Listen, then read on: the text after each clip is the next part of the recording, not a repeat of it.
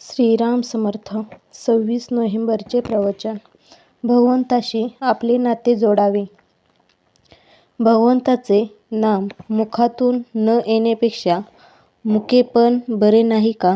दृष्ट जर भगवंताची मूर्ती पाहत नसेल तर ती दृष्टी काय कामाचे? आपले कान त्याची कीर्ती जर ऐकत नसतील तर ते कान काय कामाचे? डोळ्यांनी भगवंताची मूर्ती पाहणे, मुखाने भगवंताचे नामस्मरण करणे, कानांनी त्यांचेच गुणानुवाद ऐकणे हाच खरा अभ्यास आहे. भगवच्चरित्र ऐकायचे कशासाठी? तर त्याप्रमाणे वागण्यासाठी. भगवत प्राप्तीसाठी एक सुलभ उपाय आहे. भगवंताशी आपले नाते जोडावे. कोणते तरी नाते लावावे. भगवंत हा माझा स्वामी आहे. मी त्याचा सेवक आहे. तो माता, मी लेकरू. तो पिता, मी पुत्र. तो पती, मी पत्नी. तो पुत्र, मी आई. तो सूत्रधार, मी बाहुले. असे काही नाते लावावे. मुलगा दत्तक घेतल्यावर मग त्याच्याशी पुत्रप्रेम लावतो की नाही?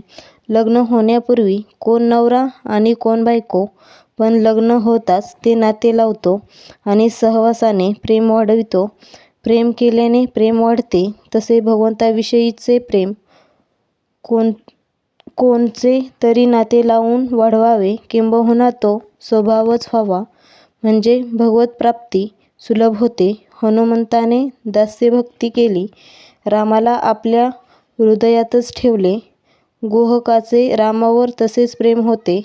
रावणाने शत्रू म्हणून, भरताने भाऊ म्हणून, सीतामाईने पत्नी म्हणून, बिभीषणाने मित्र म्हणून, हनुमंताने स्वामी म्हणून भगवंताला आपलासा करून घेतलाच.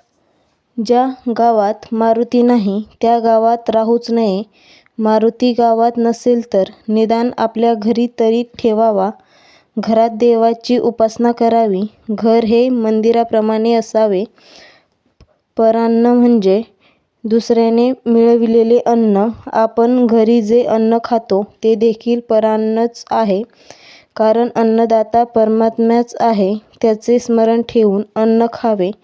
चवीला बळी न पडता जरूर असेल तेव्हा आणि तेवढेच खाणे, याचे नाव सात्विक आहार होय. मुख्य म्हणजे प्रत्येक गोष्टीत भगवंताची आठवण राहिली पाहिजे. मग ते खाणे, पिणे, गाणे, बजावणे, हिंडणे काहीही असो. गायनामध्ये ठरलेल्या सुरात शब्द म्हणायचे असतात.